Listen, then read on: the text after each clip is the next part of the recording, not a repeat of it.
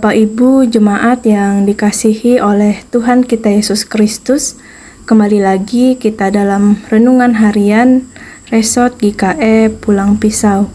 Saya Vikaris Akseviani Itomon STH yang melayani di jemaat GKE Anjir Pulang Pisau akan membawakan kita dalam renungan sesuai dengan nas Almanak GKE yang diambil dari Kitab Perjanjian Lama, Hosea pasal yang ketiga, ayat yang pertama sampai dengan yang kelima, dengan judul perikop diterima kembali tetapi dianggap sepi. Namun sebelum itu marilah kita bersatu di dalam doa, kita berdoa.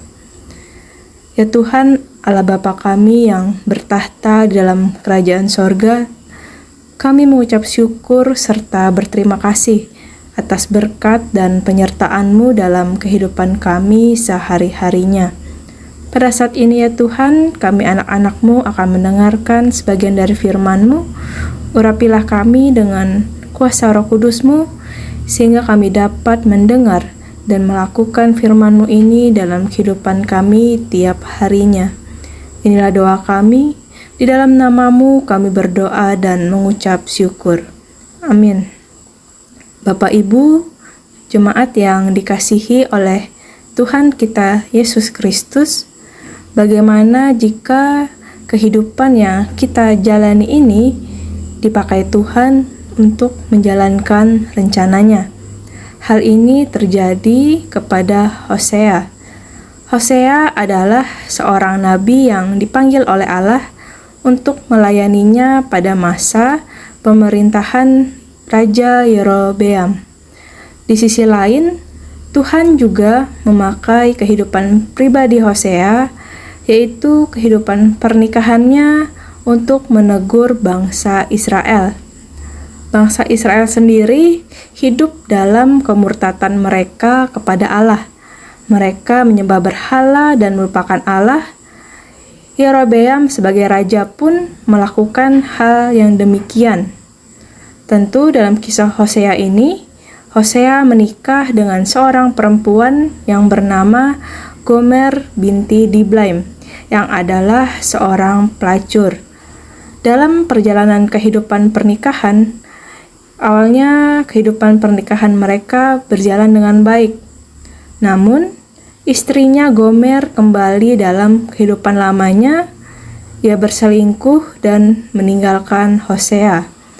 Tentu perbuatan Gomer ini membuat Hosea menderita.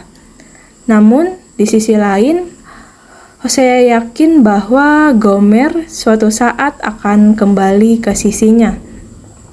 Penantian Hosea tidaklah sia-sia. Allah meminta Hosea agar pergi untuk menemui Gomer dan mengajaknya untuk hidup bersama kembali. Gomer yang walaupun seorang pejinah, ia tetap dikasihi oleh Hosea. Tuhan ingin agar Hosea tetap membuktikan cinta kasihnya walaupun Hosea sudah dikhianati oleh istrinya. Bapak Ibu jemaat yang dikasihi oleh Tuhan kita Yesus Kristus, hubungan perkawinan Hosea sendiri memberikan gambaran yang jelas mengenai hubungan antara Allah dan Israel. Allah mengasihi Israel, dan bahkan pada waktu mereka meninggalkan Dia dan menyembah dewa-dewa lain, Allah masih mengasihi mereka dan rindu untuk memulihkan mereka menjadi umat-Nya kembali. Melihat dari kisah Hosea ini, kita dapat belajar bagi kehidupan kita masing-masing. Kisah Hosea bahwa sekalipun Gomer meninggalkan Hosea, tetapi Hosea tetap setia untuk menunggunya. Seringkali dalam perjalanan hidup kita kurang setia dengan proses yang telah ditetapkan Tuhan dalam hidup kita. Kita selalu menuntut agar segala sesuatunya dapat dilakukan dengan cepat dan instan. Bahkan, terkadang kita menuntut Tuhan agar selalu dapat menjawab doa-doa kita dengan segera. Namun ketika kita diperhadapkan dengan sebuah permasalahan pun, kita juga malah lebih gampang untuk menyerah. Ketika kita mengalami kekecewaan atau sakit hati karena doa-doa kita tidak dijawab oleh Tuhan, maka kita akan mudah berpaling dan meninggalkan Allah. Namun satu hal yang pasti bahwa walaupun kita meninggalkan Tuhan dalam hidup kita harus tahu bahwa Tuhan tetap mengasihi kita dan tidak akan meninggalkan kita. Tentu sebagai umat Tuhan, kita harus bersyukur dan berbahagia bahwa kita punya sosok pribadi yang tak jemu-jemu menerima kita walaupun kita yang berdosa ini datang kepadanya.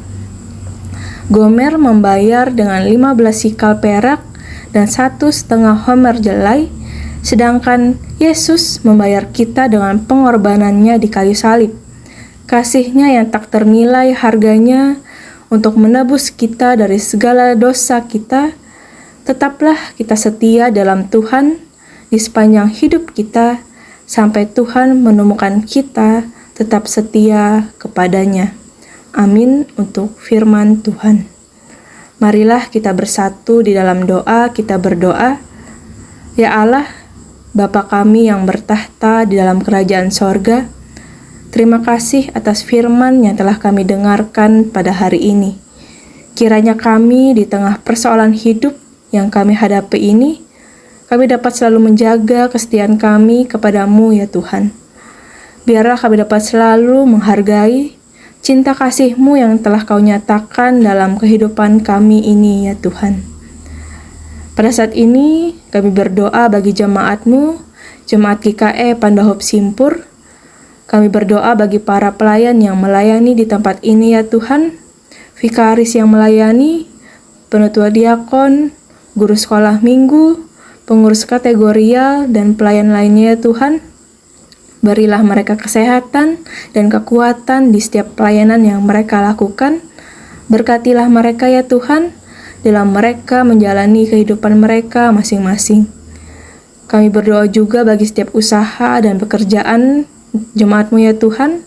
Berkatilah setiap usaha dan pekerjaan apapun yang mereka kerjakan, agar apapun hasil yang diperoleh boleh menjadi saluran berkat untuk membangun jemaat-Mu. Sertailah juga pendidikan anak-anak muda dan remaja yang sedang menempuh pendidikan mereka ya Tuhan.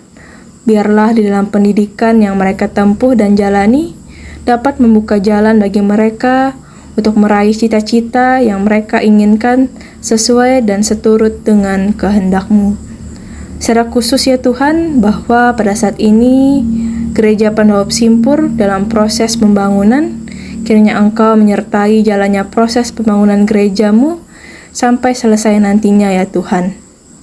Kami juga berdoa bagi seluruh jemaat-Mu yang berada di resort Pulang Pisau, kiranya Engkau juga memberkati seluruh kehidupan mereka, dan kami serahkan doa ini hanya ke dalam tangan-Mu ya Tuhan. Di dalam nama Yesus Kristus kami berdoa dan mengucap syukur. Amin. Selamat pagi, selamat beraktivitas, Tuhan Yesus memberkati. Shalom. We love